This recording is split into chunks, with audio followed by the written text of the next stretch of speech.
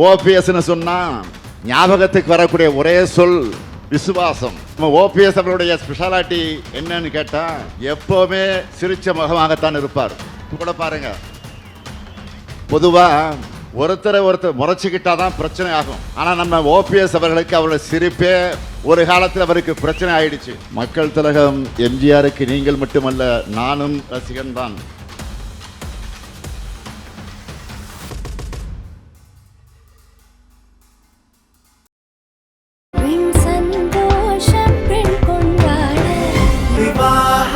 மணப்பெண்ணின் பிரத்யேகமான திருமணம் விவாஹா தி சென்னை சில்க்ஸ். இப்போது புதிய அறிமுகம் ஆச்சி ஹோட்டல் சாம்பார் 50 கிராம் ரூபாய் 20 மட்டுமே. இந்த மேடை மிக வித்தியாசமான மேடை. சில காலத்துக்கு முன்பு வர நம்முடைய அன்புக்குரிய சகோதரர் ஓபிஎஸ் அவர்கள் இந்த மேடையில் இருப்பார்னு அவரே எதிர்பார்த்திருக்க மாட்டார்.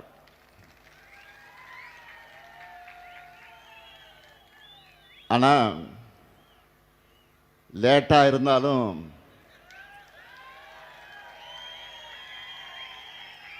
மக்கள் திலகம் எம்ஜிஆர் இருந்த தாய் கழகமான திராவிட முன்னேற்ற கழகத்திற்குத்தான் திரும்பி இருக்கிறார்.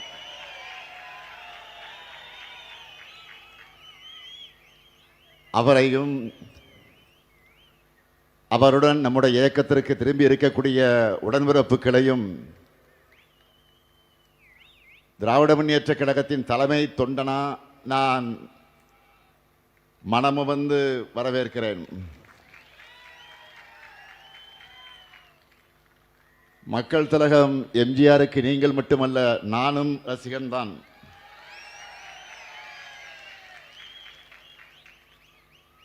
கழகம் எம்ஜிஆரை வளர்த்தது, அவரும் கழகத்தை வளர்த்தார். முத்தமிழறிஞர் கலைஞரை தலைவராக ஏற்றுக்கொண்டார். அப்படிப்பட்ட தாய் கழகத்துக்கு,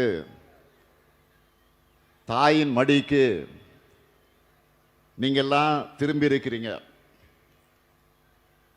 மக்கள் திலகம் எம்ஜிஆர் அவர்கள் உருவாக்கின அதிமுக யாருக்கோ அடிமை சேவகம் செய்ய போனதுனால உரிமை குரல் எழுப்பி தாய் கழகத்திற்கு திரும்பி இருக்கீங்க. தடம் மாறாமல் திராவிட பாதையில பயணத்தை தொடரும் உங்களையெல்லாம் நான் வருக வருக வருக என்று வரவேற்கிறேன். பேரறிஞர் அண்ணாவின் பெயரை தாங்கியுள்ள இயக்கம் அவரையும் அவரது கொள்கைகளை மறந்து துரோகத்தினுடைய முழு உருவம் ஆனதுனால பேரறிஞர் அண்ணா தொடங்கிய இயக்கத்திற்கு நீங்கள் எல்லாம் வந்திருக்கிறீங்க. சுயமரியாதையின் கோட்டையான அண்ணா அறிவாலயத்திற்கு வந்திருக்கிறீங்க. அண்ணாவின் தம்பியாக, கலைஞரின் உடன்பிறப்பாக உங்களை எல்லாம் வருக வருக என மீண்டும் மீண்டும் வரவேற்கிறேன். நம்முடைய அருமை சகோதரர் ஓபிஎஸ் அவர்களை இந்த மேடையில் பார்க்கும்போது எனக்கு ஒரு நிகழ்ச்சி நினைவுக்கு வருது. 2008 தலைவர் கலைஞர் அவர்கள் முதலமைச்சராக இருந்தப்போ நம்ம ஓபிஎஸ் அவர்கள் சட்டமன்ற எதிர்க்கட்சி துணைத் தலைவராக இருந்தார். அப்போ நவம்பர் 11ஆம் தேதி இலங்கை தமிழர் பிரச்சனை குறித்து சட்டமன்றத்தில் நடந்த கவன ஈர்ப்பு தீர்மானத்தின் மீதான விவாதத்தில் நம்ம ஓபிஎஸ் அவர்கள் பேசினார்கள். மறுநாள் காலையில் முரசொலியில் என்ன ஹெட்லைன்ஸ் போட்டாங்க தெரியுமா? பச்சை தமிழர் பன்னீர்செல்வம் குறிப்பிட்டு செய்தியை வெளியிட்டாங்க. நம்ம ஓபிஎஸும் முரசொலி செய்தியை குறிப்பிட்டு அவையில் பேசினார். உடனே கலைஞர் என்ன சொன்னார் என்று கேட்டால், பச்சை தமிழர் பன்னீர்செல்வம் அதற்காக கவலைப்படக்கூடாது. பச்சை தமிழர்னு தந்தை பெரியார் அவர்கள் காமராசருக்கு பட்டமே கொடுத்திருக்கிறார்.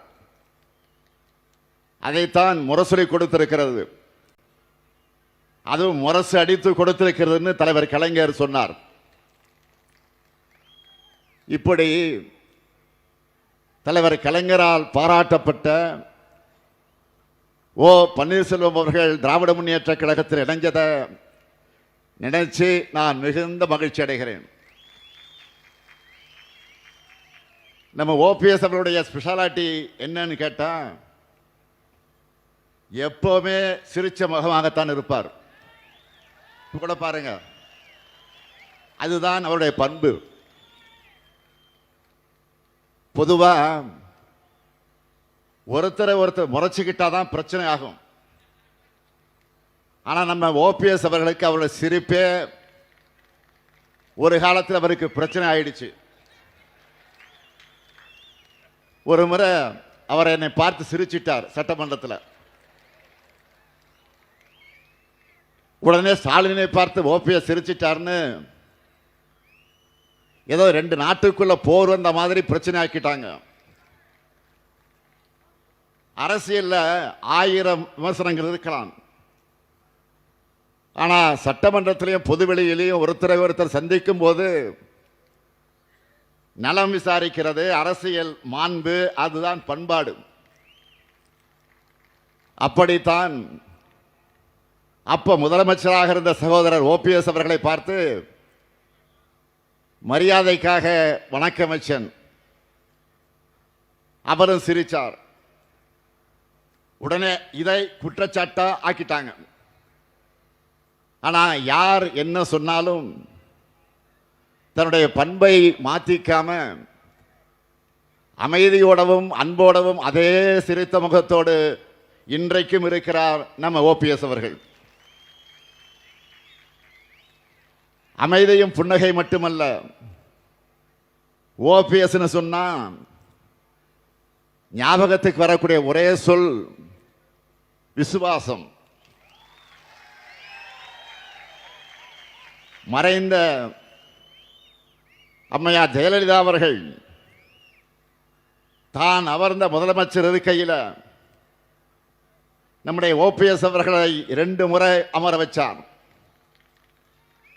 தன்கிட்ட ஒப்படைச்ச அந்த அரசாட்சியை எந்த துரோகமும் இல்லாம திருப்பி ஒப்படைச்ச நேர்மைக்கு சொந்தக்காரர்கள் தான் ஓபிஎஸ். அதனாலதான் அம்மையா ஜெயலலிதா அவர்களை சகோதரர் ஓபிஎஸ் அவர்களை பற்றி புகழ்ந்து பேசியிருக்கிறார்.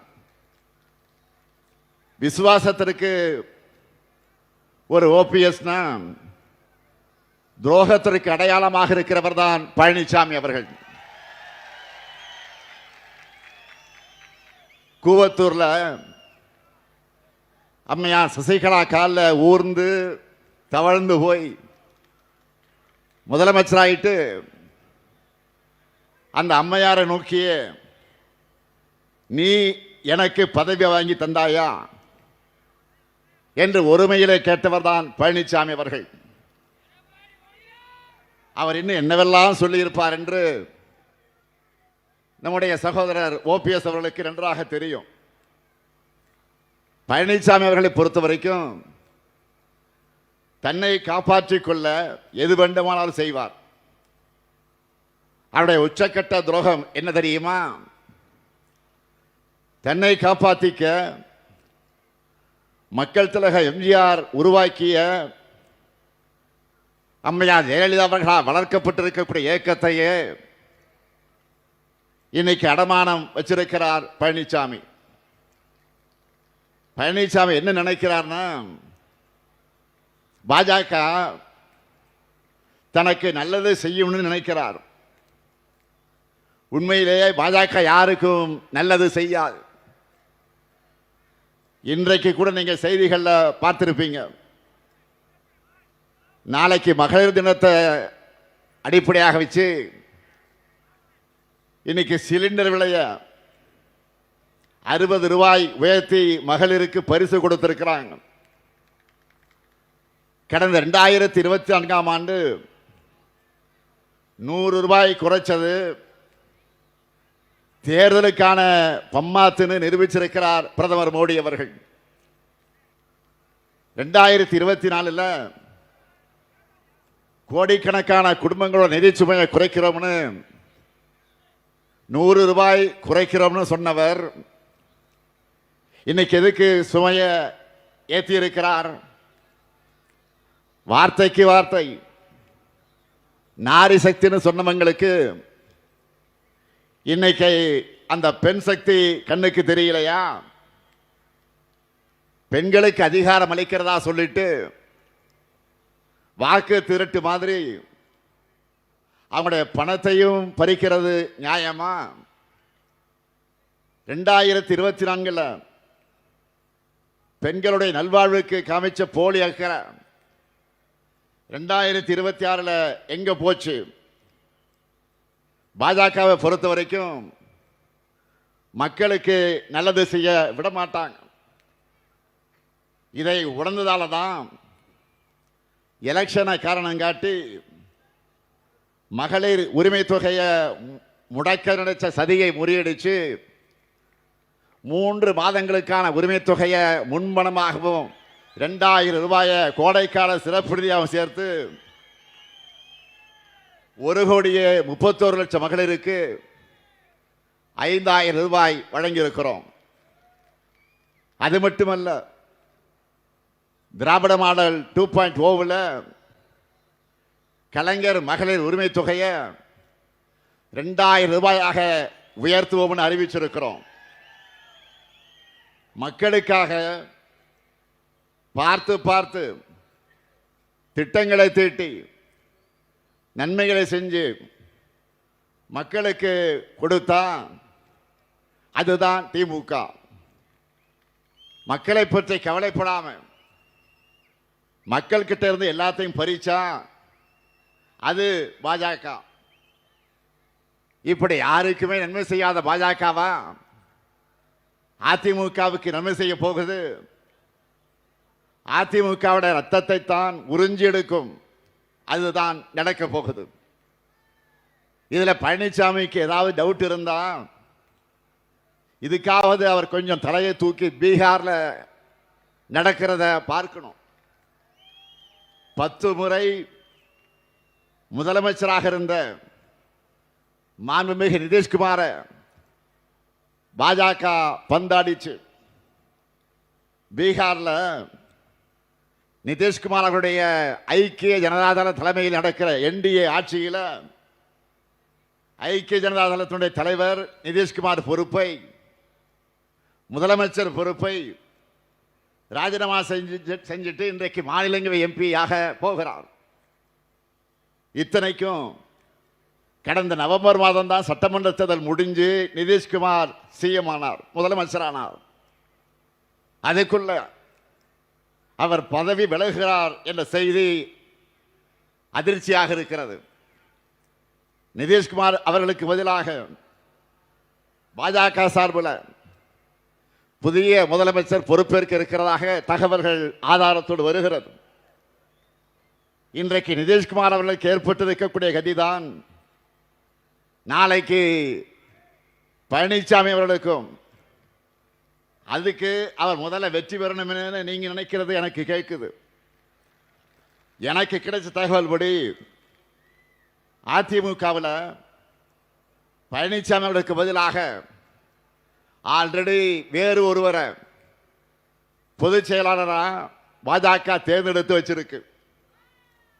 பழனிசாமி அவர்களை இந்த தேர்தல் வரைக்கும் தான் பாஜக வச்சிருக்கும். பிறகு அவரையே தூக்கி விடுவாங்க. அதுதான் நடக்க போகுது. ஒருவேளை பாஜக கூட கூட்டணி வைக்க மறுத்திருந்தா இப்பவே மாற்றியிருப்பாங்க. அந்த அளவுக்கு அதிமுக பாஜகவுடைய கண்ட்ரோலுக்கு போயிடுச்சு. அதிமுக தொண்டர்களுடைய வாக்குகளை வாங்கி தன்னை வளர்த்துக்க பாஜக போட்டிருக்கக்கூடிய திட்டத்திற்கு துணை போயிருக்கிறார். திருவாளர் பழனிசாமி அவர்கள் என்டிஏ சார்பில் இப்போ நடைபெறக்கூடிய தேர்தலுக்கான கூட்டங்களை பார்க்குறீங்க. அதை கவனிச்சிருந்தீங்கன்னா நல்லா உங்களுக்கே புரியும். அதிமுக கூட்டணின்னு சொல்ல மாட்டாங்க, என்டிஏ கூட்டணி தான் சொல்லுவாங்க. ஏன் பிரதமர் மோடியே அதிமுக பெயரையே சொல்ல மாட்டார். 2 விரல் காட்ட படத்தை கூட மாத்திடுவாங்க. இந்த பேட்டர்ன்களெல்லாம் கவனிச்சா மகாராஷ்டிராவில் சிவசேனாவுக்கு நடந்த மாதிரி, பீகாரில் நிதிஷ்குமாருக்கு நடக்கிற மாதிரி தான் தமிழ்நாட்டில் பழனிசாமி அவர்களுக்கு நடக்கப் போகுது. இதையெல்லாம் முன்கூட்டியே சரியா கணிச்ச காரணத்தால தான் மக்கள் தலைவர் எம்ஜிஆர் பாதையில் உண்மையான திராவிட இயக்கத்திற்கு திரும்ப வேண்டும் என்று முடிவெடுத்து அதிமுக உண்மை தொண்டர்கள் எல்லாம் தாய் கழகமான திராவிட முன்னேற்ற கழகத்திற்கு வந்திருக்கிறார்கள். நீங்கள் மட்டுமல்ல, இன்னும் ஏராளமானோர் வந்துகிட்டு இருக்கிறாங்க. தென் மாவட்டங்களில் போதுமான அளவு வளர்ச்சி இல்லைன்னு பொதுவாக இங்கே இருக்கக்கூடிய மக்கள் கிட்ட ஒரு குறை இருக்கும். கடந்த 5 ஆண்டுகளில் அந்த நிலையை மொத்தமாக நாம் மாற்றி இருக்கிறோம். இன்னைக்கு கூட கலெக்டர்கிட்ட, மாவட்ட ஆட்சித்தலைவர்கிட்ட கேட்டேன். மதுரைக்கு மட்டும் 6000 கோடி ரூபாய்க்கு மேலே சிறப்பு உட்கட்டமைப்பு திட்டங்களை நம்ம ஆட்சியில் ஏற்படுத்தி கொடுத்திருக்கிறோம்னு ஒரு பெரிய நம்பரை சொன்னார். மதுரையில் இருக்கக்கூடிய ஒவ்வொரு குடும்பத்திலையும் நம்ம அரசினுடைய திட்டங்களால் பயனடையக்கூடிய மக்கள் இருக்காங்கன்னு சொன்னார். அறிவு வளர்ச்சிக்காக கலைஞர் நூற்றாண்டு நூலகம், ஜல்லிக்கட்டுக்காக கலைஞர் நூற்றாண்டு ஏறுதழுதல் அரங்கம், தமிழருடைய தொன்மையாக அடையாளமாக இருக்கக்கூடிய கீழடி அருங்காட்சியகம், புறநகர் அருங்காட்சியகம், போக்குவரத்து நெரிசலை குறைக்க வீரவங்க வேலுநாச்சியார் மேம்பாலம், சமீபத்திய நேதாஜி சுபாஷ் சந்திரபோஸ் மேம்பாலம், இதே திருமங்கலத்தில் வீரபாண்டிய கட்டபொம்மன் சாலை மேம்பாலம்னு உங்களுடைய நீண்டகால கோரிக்கையெல்லாம் நிறைவேற்றப்பட்டிருக்கு. அது மட்டும் இல்லாமல் கோயில் நகரமாக இருக்கக்கூடிய மதுரை ஐடி செக்டாரிலையும் வளர்ச்சியை காண்பதற்காக தென் மாவட்ட இளைஞர்களுடைய வேலைவாய்ப்புக்காக மாட்டுத்தவணையில் டைடல் பார்க், மிகப்பெரிய டைடல் பார்க் சுமார் 300 கோடி ரூபாய் செலவில் கட்டப்பட்டு விரைவில் திறக்கப்படவிருக்கிறது. போன மாதம் கூட நான் மதுரைக்கு வந்தேன். 11 லட்சம் மக்கள் பயனடையக்கூடிய கூட்டு குடிநீர் திட்டத்தை தொடங்கி வச்சேன். எல்காட் நிறுவன கட்டடம், வண்டியூர் புதுப்பிக்கப்பட்ட பூங்கா என பல திட்டங்களை திறந்து வச்சிருக்கிறோம். மதுரையில் கடந்த டிசம்பர் மாதத்தில் முதலீட்டாளர் மாநாடு நடத்தி 36,660 கோடி ரூபாய்க்கு முதலீடுகளை உறுதி செஞ்சிருக்கிறோம். நெல்லையில் டாடா சோலார் நிறுவனத்தை திறந்து வச்சிருக்கிறேன். முத்து நகரான தூத்துக்குடியில் நியூ டைடல் பூங்காவையும் திறந்து வச்சிருக்கிறேன். பெருமையோடு சொல்றேன், இப்படி இன்னும் நிறைய பணிகளை தென் மாவட்டங்களை ஒட்டுமொத்த வளர்ச்சிக்காக செஞ்சிருக்கிறோம். அவ்வளவு பெரிய லிஸ்ட் என்னிடத்தில் இருக்கு. அடுத்து நாம தான் இன்னும் செய்ய போறோம். கடந்த வாரம் பிரதமர் மோடி அவர்கள் மதுரை வந்தார். அவரால் இது போல ஏதாவது சொல்ல முடிஞ்சதா? 5 ஆண்டு கால நாம் இத்தனை பெரிய திட்டங்களை முடிச்சிருக்கிறோம். அறிவிச்சு 10 ஆண்டுகளாகியும் பாஜக அரசு இதுவரை எய்ம்ஸ் மருத்துவக் கல்லூரியை கட்டி முடிக்கல. இதுதான் நமக்கு அவங்களுக்கு இருக்கக்கூடிய மிகப்பெரிய வித்தியாசம். இதுதான் திராவிட மாடலுக்கும் அவங்களோட டப்பாயினி மாடலுக்கு இருக்கக்கூடிய வித்தியாசம். எய்ம்ஸ் கட்ட தாமதம் மட்டுமல்ல, இதே மதுரையில் மெட்ரோ ரயிலும் வரவிடாம தடுக்கிற ஆட்சியா ஒன்றிய பாஜக அரசு இருக்கு. இப்படி எந்த சாதனையும் செய்யாமல் இருக்கிற காரணத்தால தான் திமுக கூட்டணியில் ஏதாவது குழப்பம் ஏற்படாதா?